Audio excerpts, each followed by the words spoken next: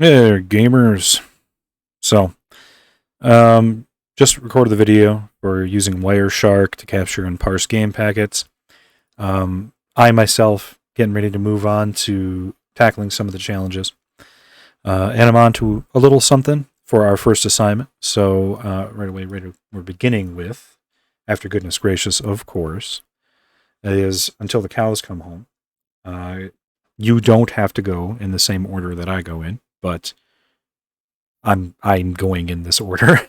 So uh, when you get ready to do this level or this challenge, maybe you'll be watching this video much later in the semester than I'm expecting, is what I'm getting at. So I do have linked the last. Actually, let me go ahead and make these available as well.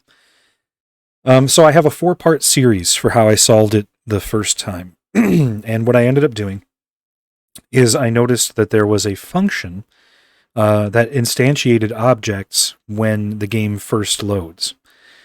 This time around, I'm currently barking up a slightly different tree, and what I'm currently working on is tracing back the fast travel system.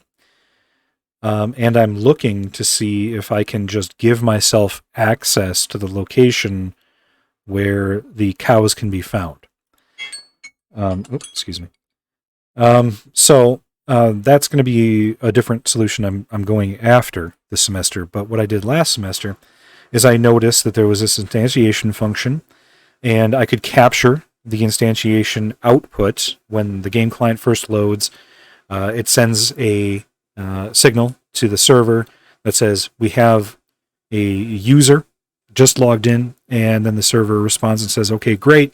And in the process of that handshake, there's this, okay, well, here's these important objects. Put these important objects in the world. And then using my speed hack, I simply found where the location was, and then I walked there. You can see how I did that in this 4-part series, although, again, last summer my recording setup wasn't quite so nice, so it's kind of garbage, but it should be enough to get the idea. Well, when I did that last summer, I used the TCP proxy, and so I wanted to make sure that I could do it with Wireshark as well, so I just grabbed a quick capture. And even though it's not going to be my solution this summer, it is something that you certainly can do, so I wanted to point that out to you. So here's me logging into the game. And I have uploaded this PCAP to Canvas as well. Sorry. It's under Tools, and then Wireshark. Here's the Lua script, and then here's the PCAP for it. So I've uploaded this for you for your entertainment purposes. And you can see right here, we have a 6D, 6B prefixed packet. It says new element, and then we have a list here of items that are instantiated. You'll notice that some of these are going to be quite useful for other challenges as well, because we can see all of these elements are all of the important quest objectives. Right, so let me boogie down here and collapse all of these so you can see them all at once. So what do we have here? Here we have the Lost Cave bush, so the bush that's blocking the exit to the Lost Cave that you burned down with the fire spell. Here we have important NPCs. So we have the farmer, that's Something Wong. Michelangelo, another NPC. Just Intolerable, the NPC that gives us the bear quest. The gun shop owner, Major Payne. Then we also have the chests that we have to open, right? We've got the Blocky chest that's inside Fort Blocks. The bear chest that's in the Unbearable Woods. Great Balls of Fire would be the book that we pick up most likely. We have the chest that's near Magma Rock. Did I miss one? Oh yeah, and the cow chest, of course. And we know that we're looking for cows right now.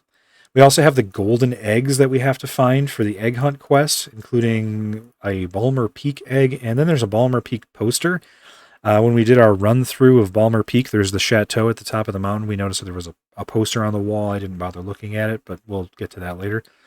And if we expand any of these out, let's say the gun shop owner here, if we expand this out, we can see that it includes a bunch of information that's parsed out for us, including their location and direction. Not that that's important, and then some other unknown stuff here we're not sure about.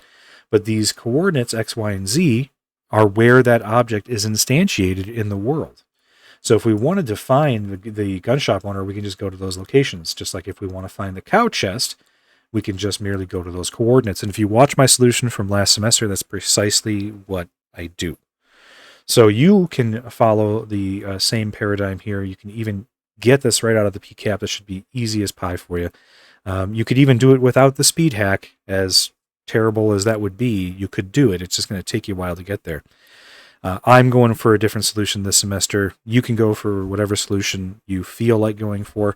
I just wanted to show this because this is obviously extremely important for the first and virtually, well, not all, but many of the objectives over the course of the semester. So finding this is a big find. All right, that's it then. I just wanted a quick video just to show you that, and take it easy.